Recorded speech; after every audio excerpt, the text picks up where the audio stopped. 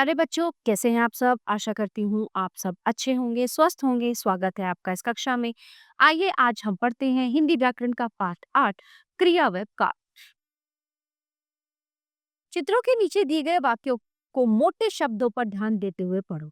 दिव्या खेल रही है, सूरज निकल रहा है, बच्चे पढ़ रहे हैं, बत्ता तैर रही है। ठीक है, हमने इनको पढ़ा। अब ऊपर के सभी वाक्यों में किसी ना किसी काम के होने का पता चल रहा है और ये सब काम ही क्रिया है। तो कहने का मतलब ये है, सुबह से रात तक जितने भी हम उठने के बाद से सोने तक जितने भी क्रियाकलाप हम करते हैं पूरे दिन, जितना भी हम काम करते हैं, नहाना, उठना, ब्रश करना, पढ़ना, लिखना, खेलना, कूदना, जाना, आना, कुछ भी, वो सब किसके अंतर्गत आते हैं? क्रिया के अंतर्गत आते हैं। तो जिन शब्दों से किसी काम के करने या होने का पता चलता है उन्हें क्रिया कहते हैं। क्रिया के भेद, क्रिया के दो भेद होते हैं, अकर्मक क्रिया और सकर्मक क्रिया। ठीक है, अकर्मक क्रिया, अकर्मक का अर्थ है कर्म के बिना, ऐसी क्रिया जिसमें कर्म न हो अकर्मक क्रिया कहलाती है। जैसे रमेश सो गया, पिताजी जा रहे हैं, सोहन हंस रहा। दूसरा है सकर्मक क्रिया, उसमें क्या होता है? सकर्मक का अर्थ है कर्म के साथ। जिन क्रियाओं में कर्म की आवश्यकता होती है उन्हें सकर्मक क्रिया कहते हैं।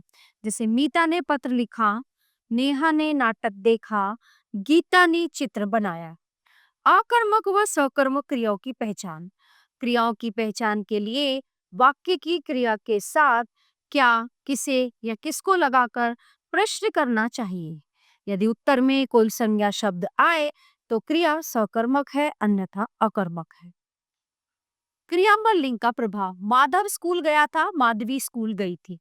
क्रिया पर वचन का प्रभाव, वह जा रहा है, वे जा रहे हैं, वह एक वचन और वे बहुवचन। यहाँ माधव गया था, माधवी गई थी, यहाँ पे लिंग का प्रभाव आया, यहाँ पे वचन का प्रभाव आया। तो क्रिया विकारी शब्द है, अतः कर्ता के लिंग, वचन और पुरुष के अनुसार क्रिया का रूप बदल जाता है।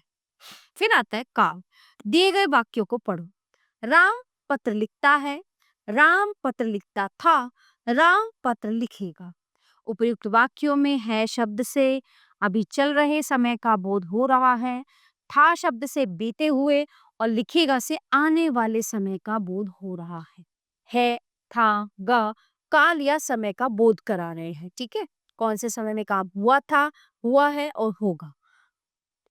काल क्रिया का वह रूप है जिससे क्रिया के होने के समय का ज्ञान होता है।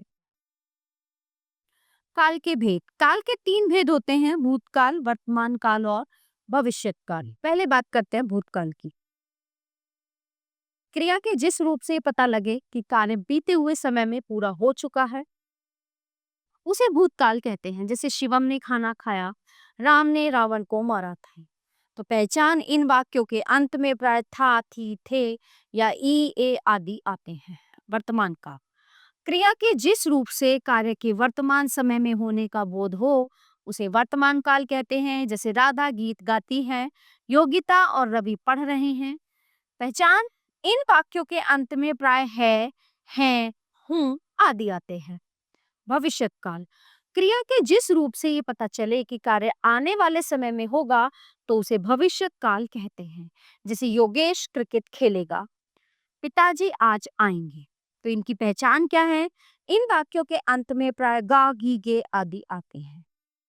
तो इस पाठ से हमने जाना कि जिन शब्दों से काम करने या होने का पता चले उन्हें क्रिया कहते हैं। क्रिया के दो भेद होते हैं, अकर्मक क्रिया व सकर्मक क्रिया। क्रिया का वह रूप जिससे उसके होने के समय का ज्ञान होता है उसे काल कहते हैं। काल के तीन भेद होते हैं, भूतकाल, वर्तमान काल और भविष्य। तो प्यारे बच्चों, ये था हमारा पाठ काल जो यहीं पे समाप्त होता है। आशा करती हूँ आपको अच्छे से समझ आया होगा। मिलते हैं अगली कक्षा में। धन्यवाद।